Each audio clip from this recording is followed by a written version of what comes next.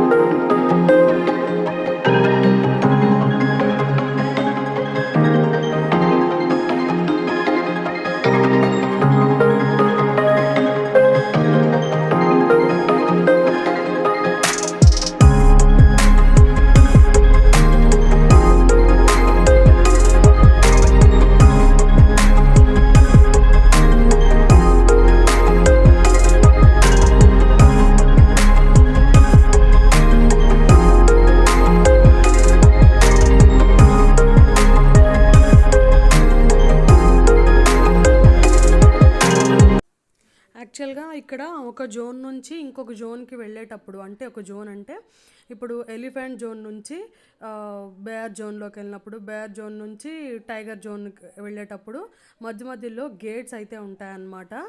ఆ గేట్స్ ఎలా అంటే ఒక గేట్ క్లోజ్ అయిన తర్వాత మాత్రమే ఇంకొక గేట్ ఓపెన్ చేస్తారు. ఎందుకంటే ఇప్పుడు చూసారా బేర్ మనకి గేట్ దగ్గర ఎలా వచ్చి ఉందో, అందుకని చెప్పి మనం ఎంట్రీ గేట్లోంచి లోపలికి వెళ్ళిన తర్వాత ఎంట్రీ గేట్ క్లోజ్ చేస్తారు, ఎగ్జిట్ గేట్ ఓపెన్ చేస్తారు. ఎగ్జిట్ గేట్ నుంచి మనం బయటకు వచ్చిన తర్వాత ఎగ్జిట్ గేట్ క్లోజ్ చేసేస్తారు. అంటే ఒక జోన్ నుంచి ఇంకొక జోన్లోకి యానిమల్స్ రాకుండా వాళ్ళ సేఫ్టీ పర్పస్ కోసం అలా చేస్తారు. మనల్ని అయితే మాత్రం చాలా జాగ్రత్తగా అయితే తీసుకెళ్తారు. ఆ వ్యాన్ కూడా చాలా సెక్యూర్గా ఉంటుందన్నమాట, గ్రిల్స్తో అదంతా కూడా. కనీసం హ్యాండ్స్ కూడా మనం బయట పెట్టడానికి అయితే ఉండదు.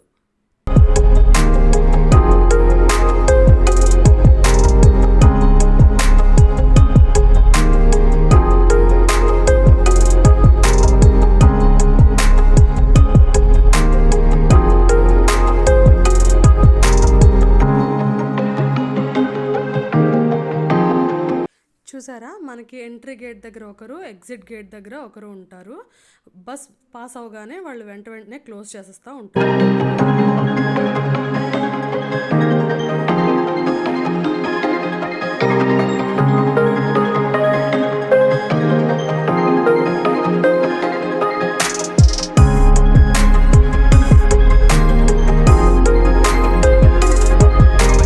యానిమల్స్ రోడ్డు మీదకి అయితే వచ్చేస్తాయి.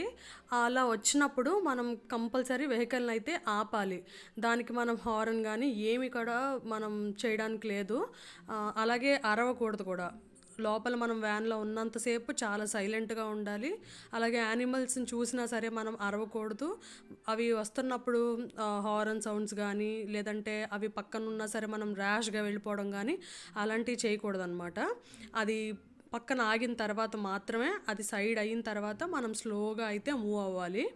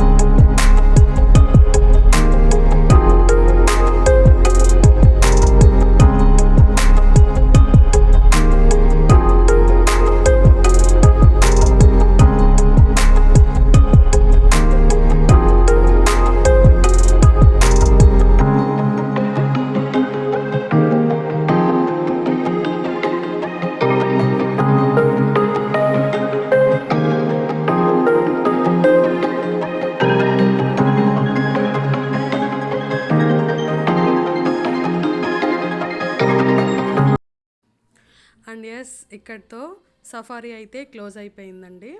ఇప్పుడు మనల్ని బటర్ఫ్లై గార్డెన్ దగ్గరికి తీసుకెళ్ళి దింపేస్తారు. సో నెక్స్ట్ వీడియో మీకు బటర్ఫ్లై గార్డెన్ మీకు నేను చూపిస్తాను. అలాగే జూ వీడియో కూడా నేను మీకు చూపిస్తాను. ఈ వీడియో కనుక మీకు నచ్చినట్లయితే please like, share and subscribe.